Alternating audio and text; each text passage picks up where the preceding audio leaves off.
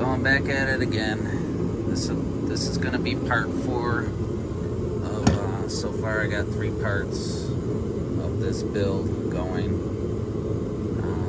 In the first 3, I had both case halves together, and I crushed the number 4 bearing, which would be the one by the oil pump, the rear of the engine. That's this one here.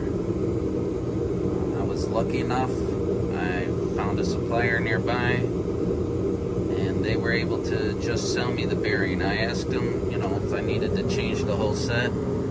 They said it'd probably be okay to just swap out just the one bearing. He happened to have this one. He said it was in a motor, but it was never ran, so it's in real good shape. He checked it with the mic. It mic'd out good. So far I've got the bearings in for the camshaft. I got the bearing pins in for the crankshaft. I'm about to mark this bearing, and I'm going to use a Sharpie on it this time so I make absolutely sure I don't crush it. So I've gone in and marked it. This tool here, a couple scratches, a couple good scratches there. One on either side. Pull it out. Nice and tight, which is always good. Got the old Sharpie. So there it is. Nice defined line. I don't think I'll ever make that mistake again, but definitely don't want to for sure. Here's the crank, stock 69 millimeter stroke. Got all the original rods. You can see it didn't sustain any damage from crushing the bearing, thank goodness. Just gonna go ahead and run some assembly lube on there.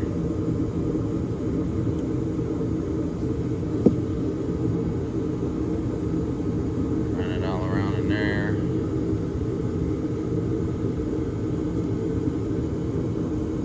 Make sure that hole is pointed towards the flywheel. Spin it around. Feels good. Feels real good on there.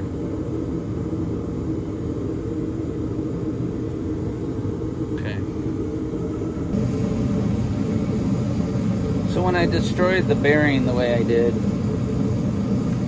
by not lining it up properly and subsequently crushing it, actually the pin went, you can see where the pin went in there, and yeah, you can kind of see how I had it lined up wrong. I don't know, it must not have been turning or whatever, and I thought it was lined up, but yeah, it wasn't in the proper hole.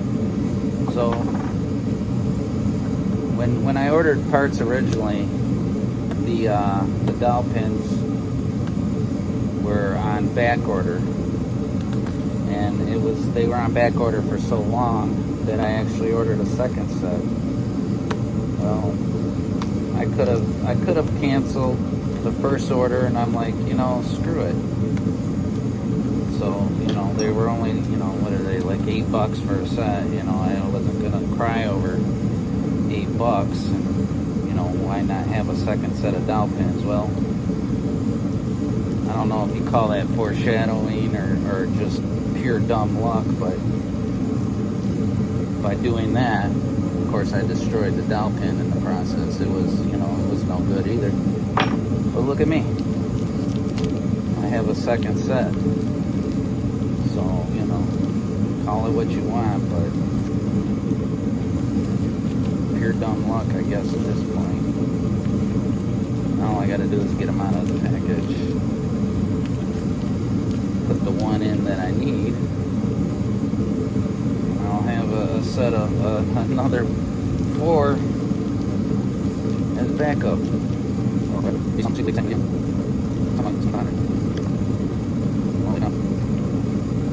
Okay, success.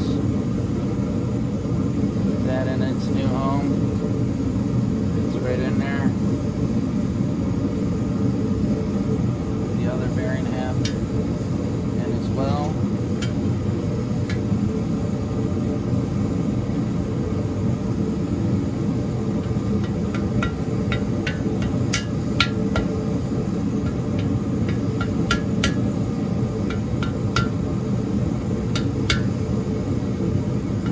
One of my other videos I did, I used the plastic gauge, and you know, when I was trying to figure out why my crankshaft was so tight, it was driving me batshit crazy. But I did the plastic gauge on the main bearing, the only one you can, you know, use that you can do that with, and it came out.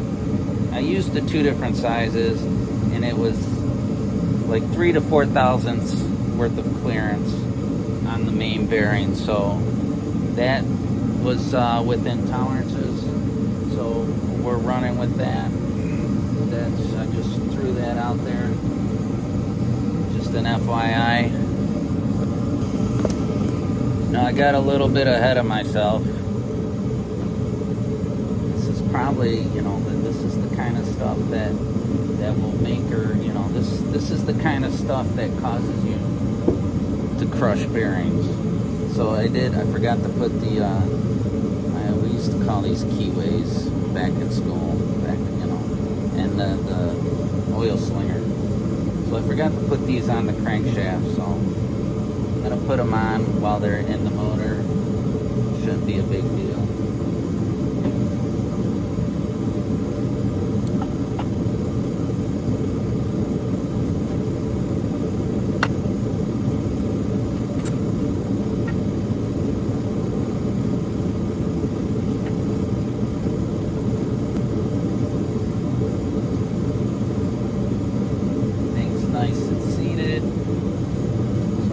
Pop this guy out to check it again. I'm not gonna screw this up again. Sure.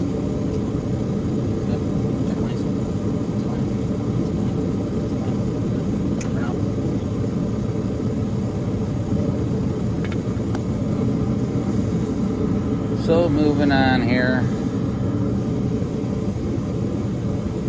Just gonna pop the camshaft bearings in. I get them in the right position, because they are 3 different sizes, and that's something that's important as far as where they're located. See, the smaller one goes towards the back. The reason being, there has to be clearance, for there's an oil channel around here. Alright, let me restate that. So the biggest one actually is which would be the rear of the motor, but the rear bearing, the one closest to the gear, the drive gear, and the oil pump.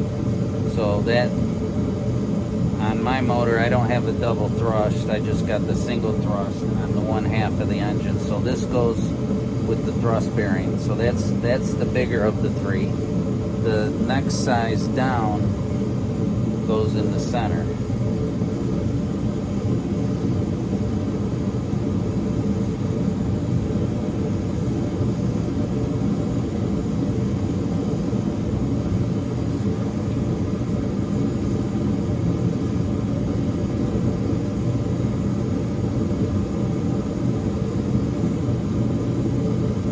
Just like that. I'll get the camshaft. I just put these things in grocery bags. I didn't want to have to go through the process of cleaning them up again. I'm so done with spraying solvents and degreasers and brake cleaners, and I'm just tired of breathing that stuff. I'm done with it, so just trying to keep everything clean. Checking it as I go, making sure no grit has gotten on there. There's something else I wanted to point out while I have the camshaft in my hand. This is the original camshaft that came out of it when I first tore this motor down. And at first I was going to use it. I mic'd the lobes. They, amazingly enough, for as bad as the rest of this motor was, the camshaft seemed to have taken the least of the brunt of the wear and tear, until I looked at it closer along the gears, and I noticed, and they really look, I mean, they're not horrible, you know, until you get, if I can find it again. See, that's how good this camshaft was. I probably still could have reused it, but gee, can I find it again? Where the hell is it? I don't know how well that shows up, but there's a chip, just the smallest of a chip right there. See that? And you can see, you know, the teeth are a little wore down in this particular area. But that was enough right there for me to say, you know, I'm just not going to reuse it. So that's what happened with that.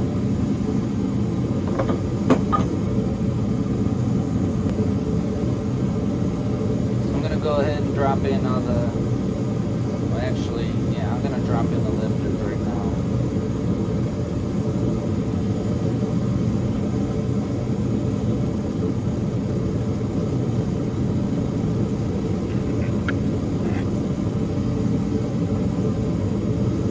I mean, through all of this, and I know I've said it in some of the past videos, I'm sort of glad that this happens, because I'm actually going through it more thoroughly this time, checking and rechecking myself. I've watched a bunch more videos. I've got a few more ideas on how to put things together properly and, you know, just better than before.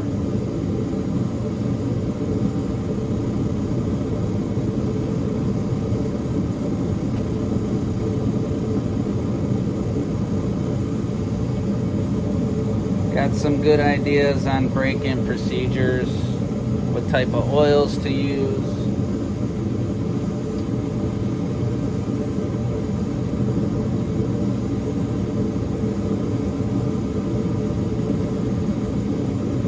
I'll have to watch them again, because I'm not going to try and remember everything that I was finding out, but you know, at least I know now where to go to find the information.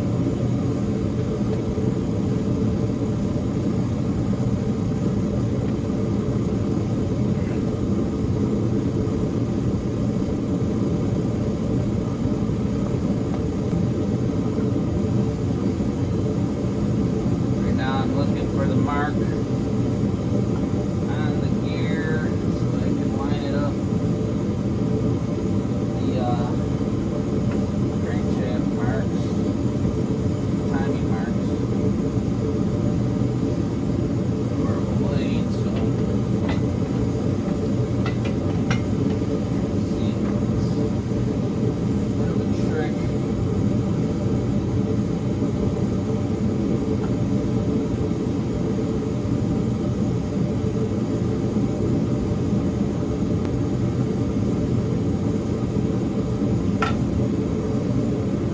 I did mark them in with a Sharpie. It's black, so at least I can see it when I'm up close. There it is on that one.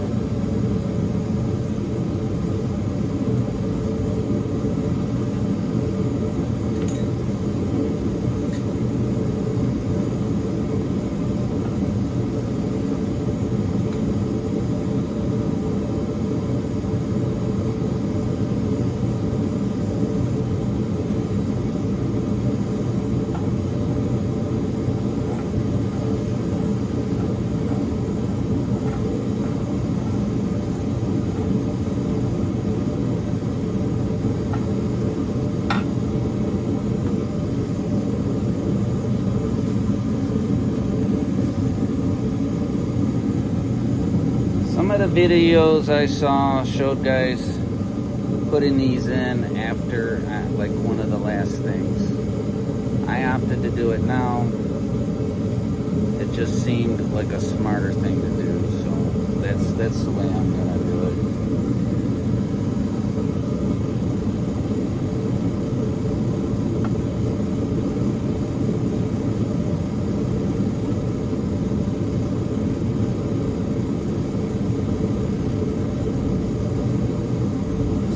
Now I got the number one piston at top dead center or premium hose.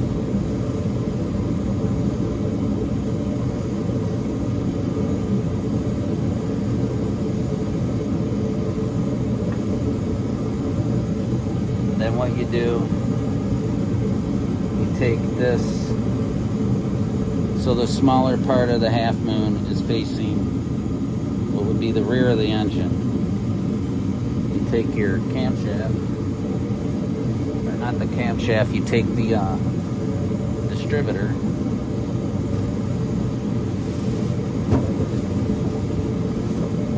which is residing below my bench in a baggie. Why not? In a grocery bag.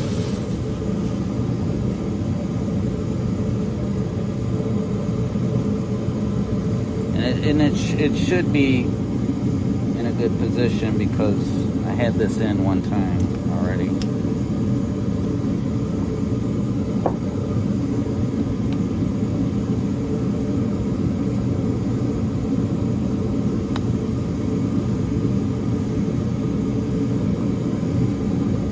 I don't know if that showed up in the video, but the two washers that go on the end fell off the end. Go figure, right?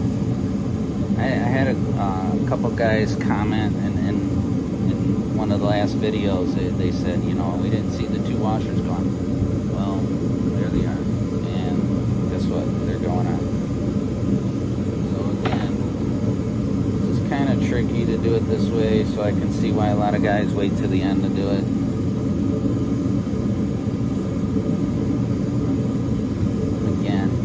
This seems smarter in the long run. Do it this way. Give a shot of assembly lube.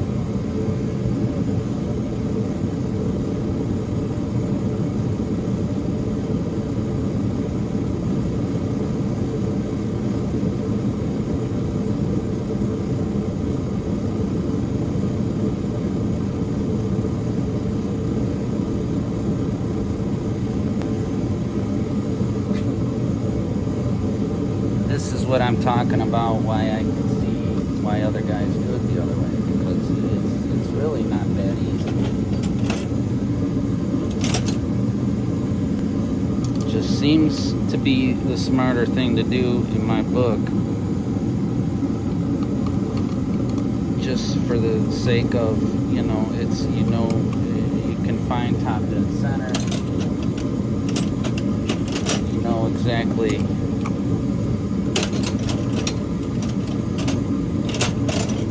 the gear is when you're putting it in.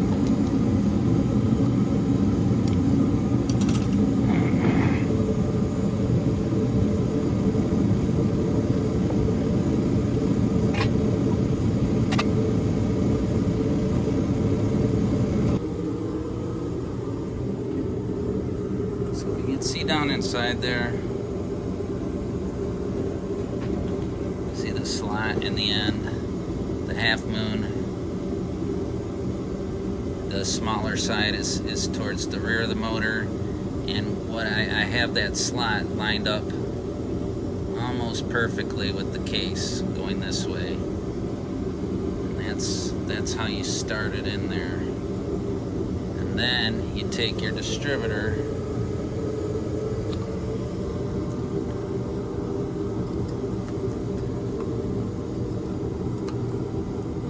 make sure it's gonna line up the same way, because it is also offset on the end.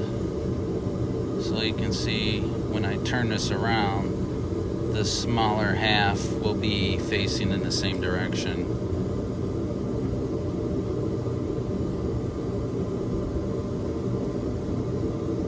And try and get that right in there, all in one shot. Yeah, I really needed two hands to get that in there. You know, I guess it would have been a lot easier if I wasn't holding the phone with one hand. But you can see what it ends up doing. That's going to be number one from here and forever forward as far as this distributor is concerned. It is lined up with the gear. You can see the gear is in there. It's up against the brass gear that's its home, and everything is in there. The clamp is on. That's in there. Everything's nice. Just a double check for my own sanity. Yeah, it's cheap ass motor mount. Bought this years and years ago. I had aspirations of I was going to rebuild a 350 Rocket, which is probably the fastest car I ever drove in my life back then. And man, that car was fast. But you know, being a dumb kid, it had overheating problems. It couldn't keep antifreeze in it. So, you know, working back then, I was, you know, making, you know, $8.50, $9 an hour. Couldn't afford antifreeze, so I put water in it. And long story short, winter came around and cracked one of the heads, and that's what I found out as it was on this stand, and kind of abandoned that project over time and scrapped everything. But here I am rebuilding Volkswagen engine now, so that's in there. Camshaft's in there. All the bearings are in there. Tappets, lifters, as I call them, are in there. Rods are all cinched down. The washer, what do you call it? Lock washer's in place. Bearings are all in place. I want to double check these, triple check, make sure none of them popped out on me on that installation of the distributor. Make sure everything's nice and seated in there. That one looks good. I can see the black mark there.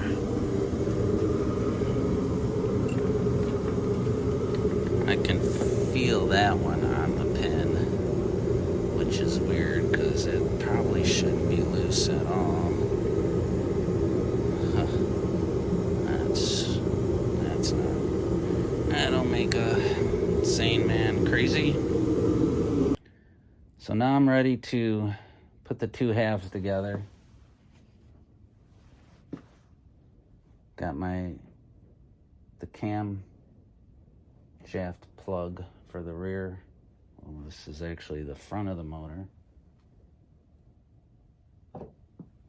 Now I found the guys that I found to replace the bearing for me, because there's really not a lot of suppliers here in Michigan. In fact, I don't think I could have gone anywhere else and got just the single bearing by itself.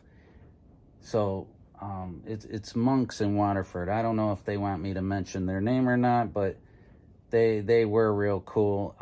The guys there seemed like, you know, real easy to talk to, and they, you know, I felt like they actually wanted to educate me on this. And, you know, a guy like me doing this kind of stuff, that's how I've learned everything I've ever learned about engines. You know, back in the day, you used to be able to go to the auto parts store and say, you know, my car is running rough on the freeway, or I give it too much gas and it stalls, and blah, blah, blah. And they would be able to diagnose what was going on based on what you were able to tell them. And they would tell you how to fix it. They'd tell you exactly how to fix it.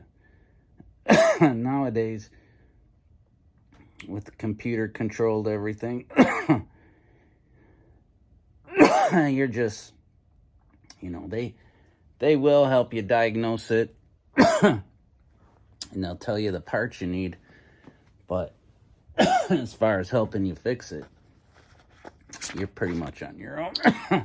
Damn it.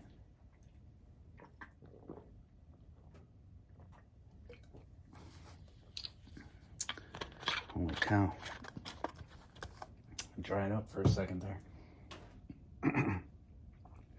Anyhow, those guys, the one kid, and again, I was shocked to see the young kids. I don't think they were more than 30, any of them that I ran into in there. The one guy seemed like the owner. He was an older fella. Kind of remind me of John Denver. I don't know. You know, I think it was the haircut and the glasses. You know, something very distinctive about that. But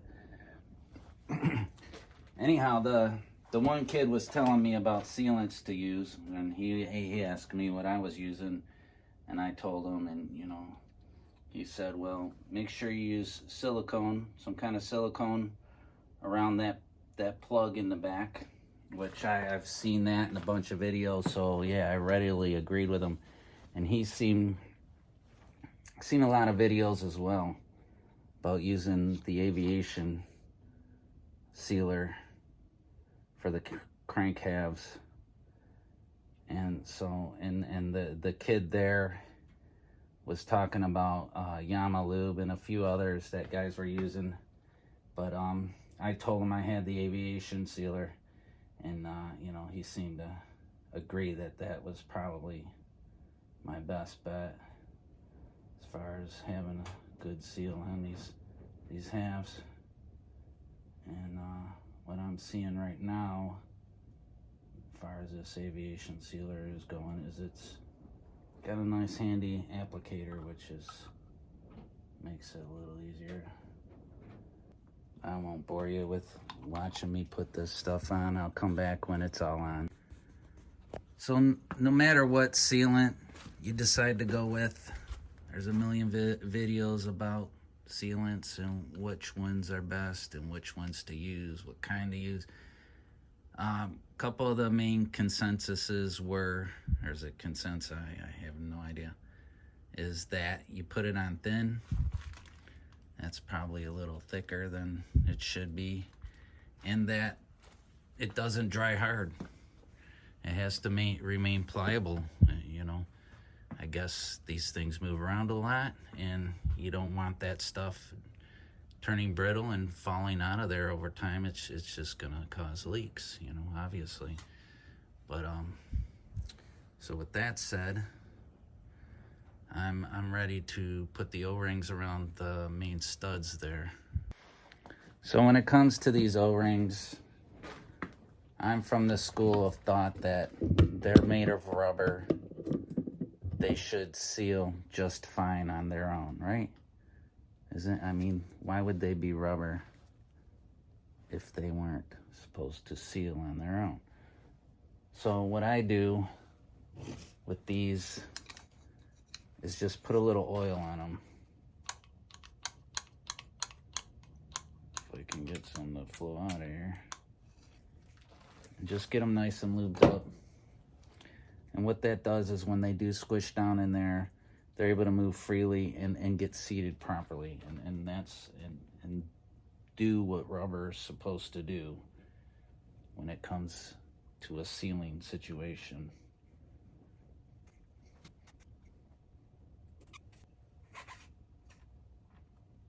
I don't have much experience building Volkswagen engines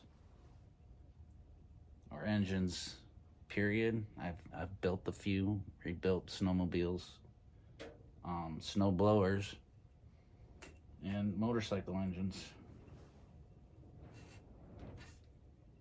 Used to have an old YZ400. That thing was a screamer.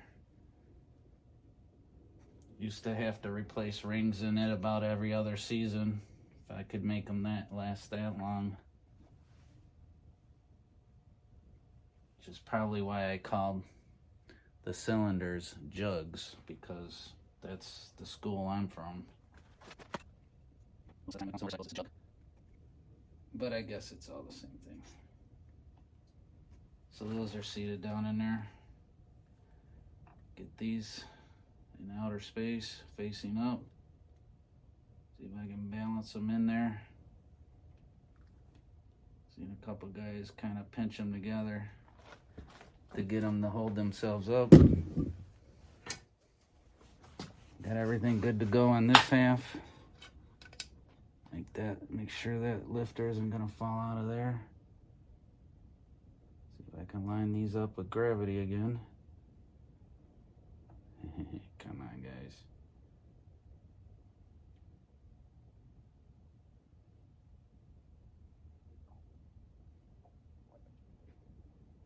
Come on, stay right there. Come on, stand for your debut. Keep going right there.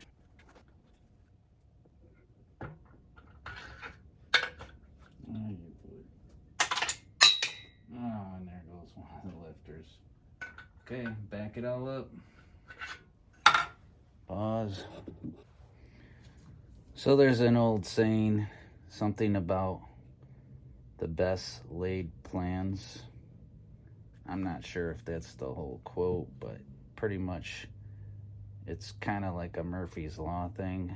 If something can go wrong, it probably will.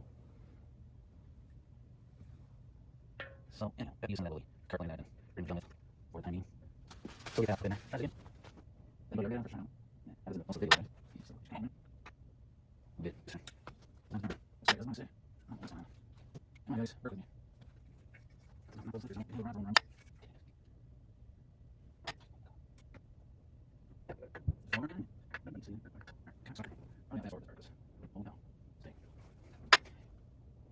Let's go run this up. We're gonna flip these things. Oh, wow. This is what you should do. Should be helpful sometimes.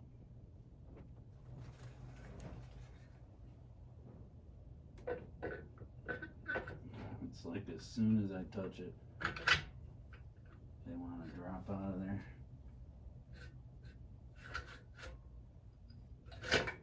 At some point, I'm going to be successful, right? This time, I'm going to push it down and make sure the two halves are mating.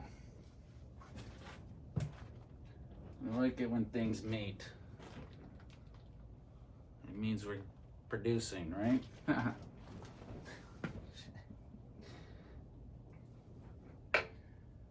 Anyhow, those are in place.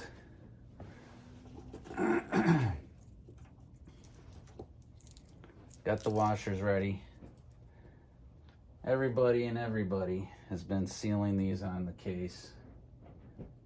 I figure, what can it hurt, right? At least the half that faces the case. You almost can't go wrong.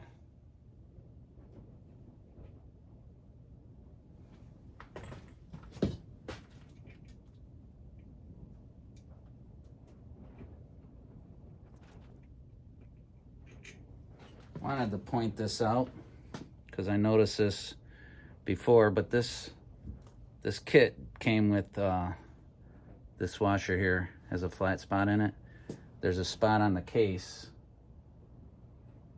in the back corner, well, which would be the front corner under the #1 piston where the camshaft is, but there's another stud sticking up there, and I'm guessing they made this washer special for that corner because when you have the two washers that close together, they could possibly overlap, and that wouldn't be good. So this guy has a special home on the case.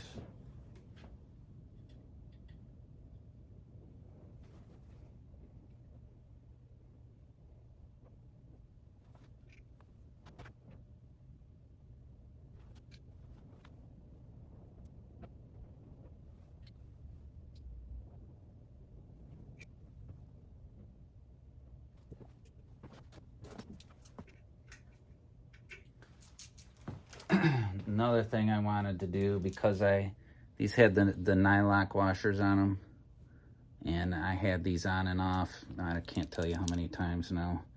So my idea is to use some blue thread locker on these. And I had it out. I don't. Oh, well, I knew the damn it, but you know, okay. Oh, that's the point. I mean, it's supposed to be right. Oh, shit.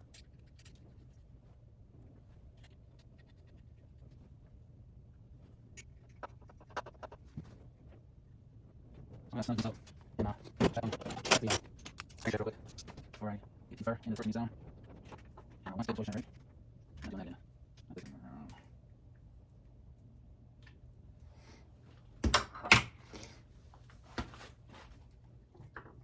Oh yeah, see? See? Look at there. Got a little bit of torque on them. Everything's running smoothly. That's what you want to see. I should have known that, right? So in the book, back to the book, I marked the page. This book is actually kind of handy. I mean, it's very descriptive. Not a lot of pictures, but you know, I'm a visual kind of guy. Not much of a reader, but I did this. This book actually has a chapter on how to use the book. That's how idiot-proof this book is. Anyhow, it has a whole page of all the torques. And right here, crankcase nuts, 17 millimeter, 25 foot-pounds. And in the chapter of the book that talks about installing or putting the two case halves together, it says first 20 and then 25, and it does show the pattern. And the pattern is, for anybody that knows anything about torquing stuff down and patterns, I mean, even changing a tire, you have a torque pattern. But with the head, or with the crankcase, with this VW crankcase, and this is so common with torquing things down, but you start with the two center ones and then go crisscross. It's really not rocket science. But we're gonna start with 20. This was already at 20 because I did torque it down and checked a few things that weren't on camera, but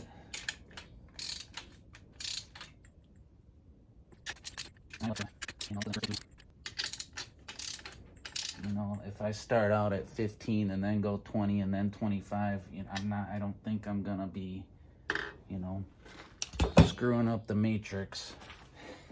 Everything's gonna be hunky-dory. And this is still spinning. I can't tell you how happy that makes me feel right now, because if you look back in any other videos, I was clueless as they come. I just couldn't figure it out for nothing. Why it was so hard, because I swore that I had everything right. You know, in my head, I'm like, there's no way I could have screwed this up, right? So let's go back and do that more. Okay. And then bump it up to 25. 1, 2, 3, 4, 5. And then again.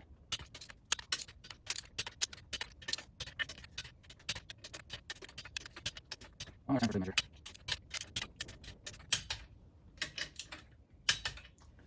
And that's it.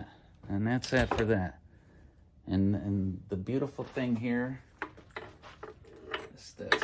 I cannot tell you how happy that makes me at this point. To have that moving as freely as it does after the struggle that I experienced with this damn thing on the first assembly. I was about to lose my gourd. A little squeeze out on everything. On the aviation, which I probably overdid. But everything looks good. Everything's made it up nicely. And everything's together.